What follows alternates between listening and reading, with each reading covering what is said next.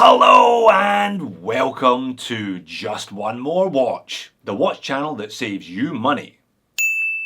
Well, sometimes. You know what I mean. Last month I saved you $17.5 million. No need to thank me. That's the price you would have had to have paid to buy Paul Newman's original Rolex Daytona rather than the $65 Pagani that I then went on to review.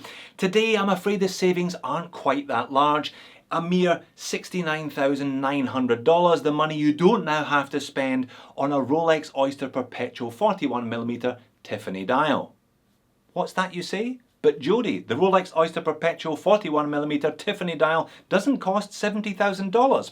No, you're right. It costs a mere 8,600 Australian dollars at retail. But we all know the joke with Rolex, you simply cannot buy one at retail. Hence people are flipping them for obscene amounts of profit.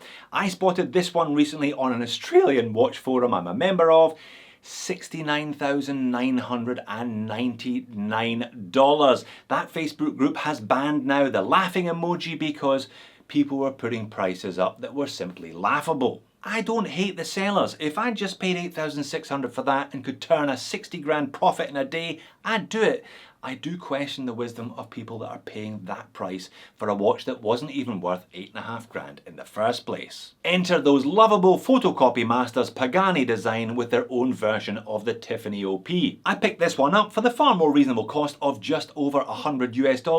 As you can see here, they do a black dial, they do a blue dial, they do a champagne silver, they do the Tiffany blue, and they also do that orange, which looks pretty good as well. Two different prices here. You pay nearly $120 if you want a big box, or you pay $107 if you want a small box. Frankly, you'd be mad to pay for the big box, but not as mad as the person that bought that Tiffany dial for 70 grand. Let's flip the camera and have a look at it. Indeed, I will obviously leave a link in the description of the video to the shop on AliExpress where I bought this one.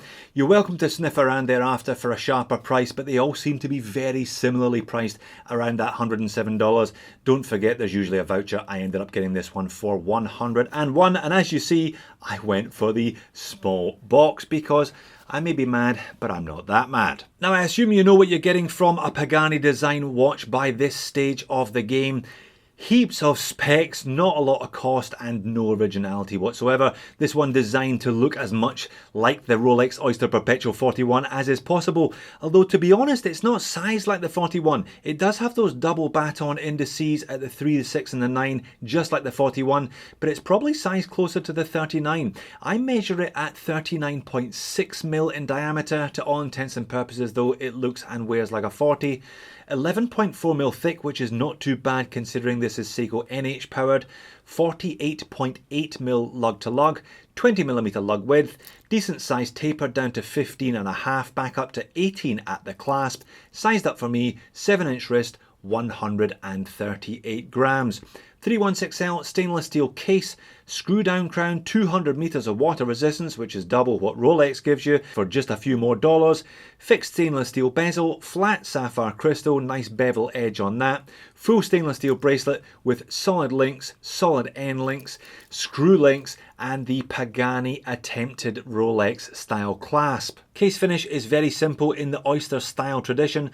High polished sides with gentle down turn towards the lugs, screw down crown with the Pagani Design logo there, and brushed upper lug surface. It's a nice curved fixed bezel, and there we are, that's that bevel that I was talking about, nicely integrated flat sapphire. Bracelet's okay, don't expect too much for $100. The brush finish on top is fine, high polished on the sides likewise. Male end link though, so 49 almost lug to lug with a male end link means, yeah, you might struggle with this one. If you have much smaller than about 6.5-inch wrists, there are other options within the Pagani range that would suit you better, or just stick it on a strap.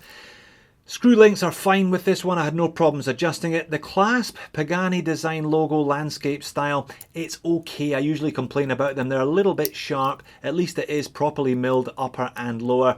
Does have that easy link style flip-flop adjustment for a little bit of extra leeway during the day, but it has that slightly awkward internal micro adjust system. It is workable, but it's not particularly easy to make it workable. The case back is screw down stainless steel and actually quite attractive. It's etched rather than printed, and there are a couple of different finishes. It has a mountain range in the middle because mountain ranges, and it has crossed pickaxes and the Pagani Design logo because, well, I guess they felt they had to put something there. What's more important though is that behind that case back is a Seiko NH35. $100 watch plus 1 second per day variants. Your mileage may vary, but there's a reason why these Seiko NH35s are so popular. I've said it time and time again. There's an argument that you don't really need anything else in a watch. 24 jewel hacking and hand winding, bi-directional winding. Not only are they accurate, they're also rugged, reliable, and should keep on ticking for many, many years at something close to this rate. Roughly 40-hour power reserve. The only real downer is 21,600 vibrations per hour, low beat rate, so you only get 6 ticks of the second hand per second. Doesn't look quite as smooth a sweep, but I'm not really bothered at the price, and neither should you be. But enough of the boring technicalities, let's look at the pretty dial colour. Although in fairness, it's not exactly a one-for-one copy of Tiffany blue. I think there's perhaps just a touch more green through this one. Perhaps Pagani were worried about being sued by LVMH.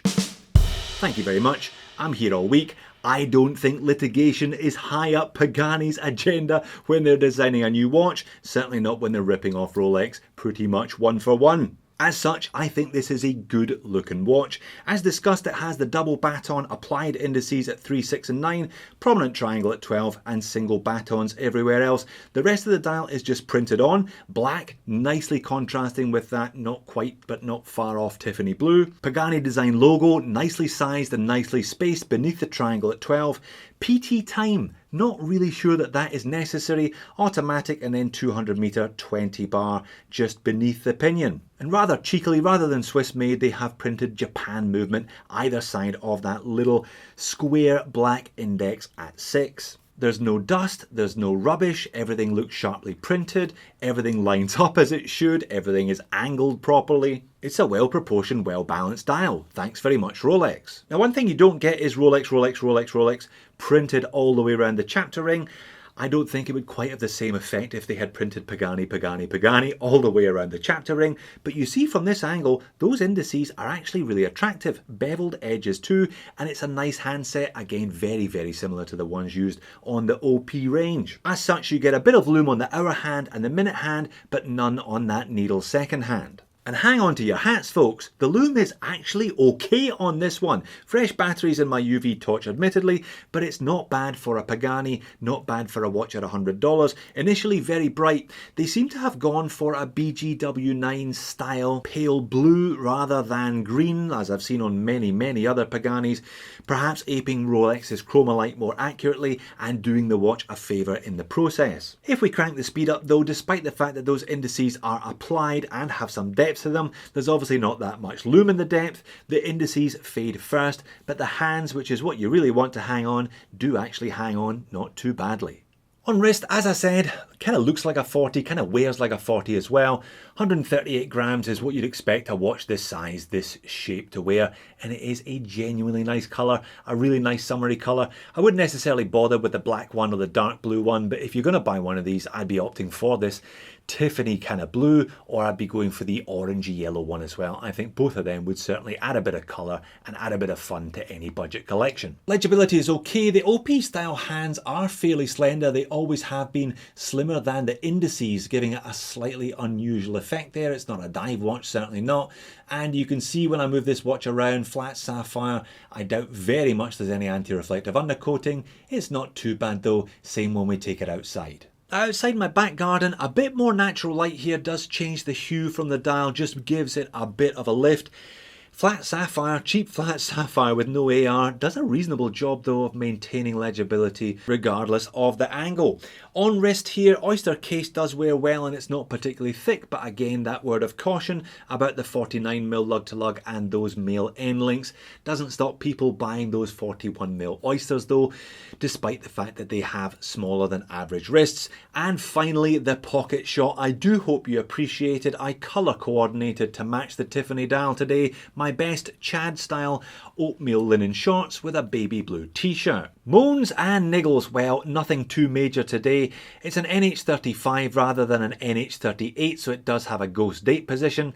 I would complain about that on an expensive watch. I'm not really going to complain about it on a $100 watch. This is a bit of a stiff link though here, this first link.